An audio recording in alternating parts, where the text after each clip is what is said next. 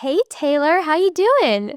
Hi, Erin. How are you? I'm good. Okay, so what can I help you with today? Yeah, sure. So, long story short, I recently had my second baby. Up until now, I was working part time. I'm in marketing, I work in paid media. And I decided that with my second, I would like to take some time off of work. What does worry me is once I get there, getting back to work, I'm worried about having a career gap. I was wondering if you have any advice on what can I do while I'm not working to make sure I still have marketable skills. Yeah, definitely. It's a really good thing to be thinking about. First of all, I just want to say congrats on your second kid. That is so amazing. Huge accomplishment, huge achievement right there. Yeah, so this is something that's top of mind for a lot of parents who, take off from traditional work to stay home and they don't want it to look like there's a big gap on their resume. My first piece of advice is just that to not overthink it. It's typically not as big of a deal as you think it is. Yes, if there's a gap of like 5 or more or 10 more years, yes, that's a pretty significant gap. But 18 months, 2 years, even 3 years, it's not really something that employers gawk at if it's not in a, super competitive cutthroat industry. If you're like a corporate lawyer and you need to like stay up to date with every single thing happening all the time, like, yeah, you're going to need to approach this differently. You mentioned that you work in paid media and marketing. That is definitely, an industry where you do need to kind of stay up to date with what's going on. So my recommendation is if you kind of want to like keep your iron hot, while you're full-time caring for your children, which is more than a full-time job, there's kind of three ways that I can see you going about this. The first way is just simply like saying that you freelanced. I think this is the ultimate resume hack, especially for people who took off time to care for children, is that you can just pick up a client, maybe two clients a year. Okay, this can be super, super, super part-time and you can just, go freelance and just do a couple things here and there. You can stick that on your resume so that there's no gap. Another thing that you can do is part-time work, like leading up to when you think you're going to start to go back, just like get a part-time virtual gig or start doing a few things on Upwork or something like that, just like a, part-time gig. But another thing is like, if you really don't feel like you have any capacity to do any work at all, not even one client, courses. Like you can, do a Google certificate or Coursera thing just to kind of plump up your resume.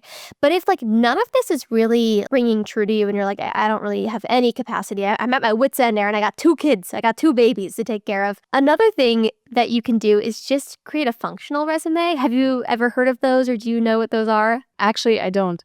Okay, great. So a traditional resume is in chronological order. So, it has your name at the top and then maybe a little summary, your contact information, and then you have where you've worked and what you did kind of listed out in chronological order. A functional resume is my favorite. What they do is they value skills over chronological experience. Instead of having the majority of your resume taken up by all the places that you've worked and what your titles were there and what you did, instead, you're going to have a big section right under your name and contact information, whatever is at the top, with just your skills. It's all things that you know how to do. The CRMs and the HubSpot and all the different softwares that you use doing paid social. I don't know, Facebook Business Manager.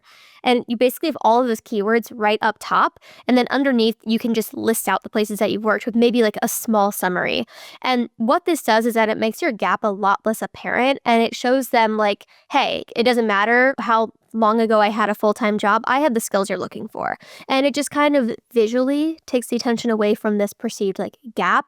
And what's really great about this is that employers are hiring based off of skills more than anything else. They don't care about your years of experience or your degree or where you've worked as much as they care about what you know how to do.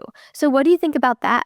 That actually sounds reassuring. I think I was mainly worried about falling behind a specific software, but listening to that, I actually realized that I do have the skills and they probably won't age as much as I might have thought. Yeah, definitely. And you know what I would recommend too for paid social and marketing is to list out those softwares that you use and that people in the industry use and go to their YouTube. A lot of these kind of like SaaS companies have great YouTube channels where they debut new products and features. And especially with the rollout of AI right now, a lot of these products are going to change a lot and they're going to have different types of features.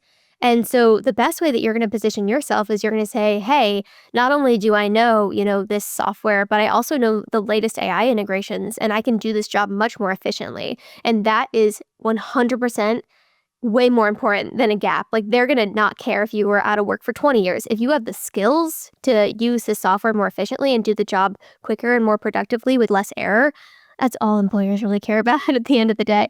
Yeah, no, that's definitely true. And how would you recommend me, like, once I get there, talk about this gap in the interview? Like, would you really just recommend that, I say I freelance, or how do you feel like the market is now in terms of me mentioning that I might have, taken a career break to take care of my kids? It's a really good question.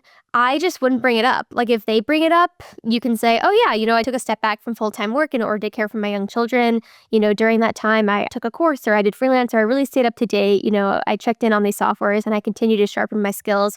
And now I'm ready to dive back into full-time work. But the thing is that, like, if you're in the interview, the gap didn't matter to them. They might just be kind of curious, like, hey, were you traveling the world? Like, were you sick? Like, what was going on there? And you can just say, I took a step back from full-time work to care for my young children. 50% of women population has children and they do that. So it's very normal. It's only weird if you make it weird. You're not the first person they've interviewed to do that. And you're not the last. They probably did that themselves. There's a lot more compassion and lenience there than people realize, especially, if you're in a typical industry. Again, if you're in some like cutthroat industry, you might want to approach that more strategically. But I think for marketing, like, yeah, you're going to be typically in interviews with people who understand that, you're a typical human who has children and is going to take a little break to be able to nurture those humans. But if you're concerned about that looking bad, again, just pull it right back to skills. Like, skills are dominant in any industry now. And again, if you're in the interview, they saw the gap and they didn't care. It wasn't a big deal. No, that's reassuring. Thanks for sharing that for sure. Of course, yeah. What are you thinking about looking for a job, or have you started to interview? So my baby's 4 weeks right now. So, Oh, you got a newborn. How's it going? he's great. I feel like he's in the very early stages where he really just sleeps and eats. So I assume it will get a little bit trickier. But right now we're just in this newborn bubble. Oh, yeah. You should just be soaking it up, enjoying your time. We tend to overthink it in our head, but you just need to remember that, like, this is the typical experience for people, is that they take off a little bit of time, they go back to work. So you're not like an anomaly here. Anybody who's mid or senior in their career, like, has done this. Most people have. So this is a typical experience. Again, just like bring it back to your skills. Talk about how you're really sharp, you're really driven. And I just wouldn't, like, if you make it weird, they'll make it weird. You know what I mean?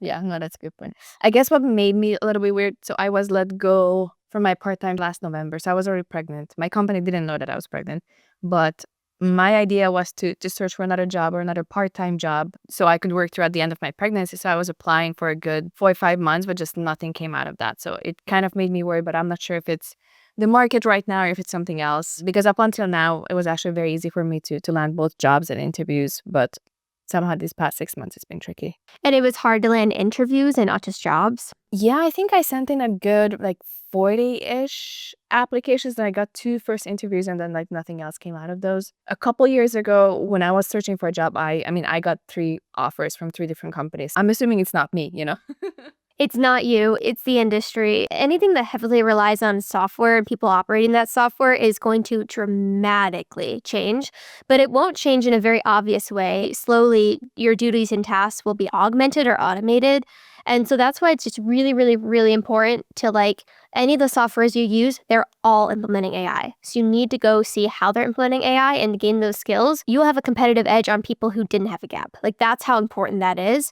So that's why you're seeing a little bit harder to get a job in marketing right now, is because, unfortunately, I think many of those jobs, and they're getting shipped overseas too. That's something that a lot of people aren't talking about, is that a lot of people in other countries like India, the Philippines, are getting hired as contractors to do jobs that full-time Americans were doing in white-collar spaces, in tech and in marketing and advertising, these knowledge worker jobs. So again, like, I sound like a broken record, but just those AI skills, those are going to put you ahead of everyone else. Literally, just put AI on your resume and you will notice a difference. And how frequently do you see people actually using AI to scan resumes? Like, is it really about having those keywords in the resume, or do you think real people still look at resumes? People tend to think that AI is scanning your resume. So the softwares that recruiters and hiring teams use to sift through resumes is called ATS, applicant tracking systems. It's an umbrella term for many, many different softwares, and none of them are that great. They're all actually really, really archaic and behind the times. So they may have, system scanners that are looking for keywords, but there's no AI bot that's like auto-rejecting your resume, at least not yet, not right now. What they're doing is they're absolutely looking for certain keywords, and they're looking for how much your resume matches the job description. So that's why it's so, so important to tailor your resume to the job description, because the more similar it looks, the more likely you are to then get passed up and seen by a real person. Now, a lot of these ATS and a lot of these companies require that recruiters actually look at every resume. And that's what a lot of people don't get, is that somebody who's hiring is going to look at your resume for literally 3 seconds and sum you up and go on to the next one. So that's why it's really important for your resume to be very, very simple and very, very scannable, and to say the keywords right at the top. That's why I love a functional resume. It's like, I'm looking for somebody who knows CRM, I know CRM, and then you get put into the S pile. So yeah, that's why it's really important. And yes, every single one of your resumes is going through a computer system first, unless you're applying to like a small mom and pop shop. Got it. Okay. Thanks for sharing that. Of course. Yeah. And is there anything else that I can, do to help? You're so amazing. With a 4-week-old, you're already thinking about, your future and your career. No, I really appreciate your time, Erin. Thanks so much. I feel like you reassured me and you gave me some good ideas, so I appreciate that. You're doing great. I mean, you're doing awesome. Look at you. You got your kids, you got your great career. Life's good. Don't freak yourself out too much. You have a lot to offer. Thanks so much, Erin. All right. Have a great rest of your day. You too. Take care. Bye-bye. I designed a quiz that pairs you with your ideal career based off of your personality and lifestyle preferences. It's 30 questions. It's 100% free. Go over to advicewitherin.com/quiz to take it today. And every week, I send out a handwritten email with a piece of motivational advice and a communication tip. So if you'd like to join over 200,000 readers, head over to hyperhelpful.com. You're doing great. I'm proud of you. And remember, you got this.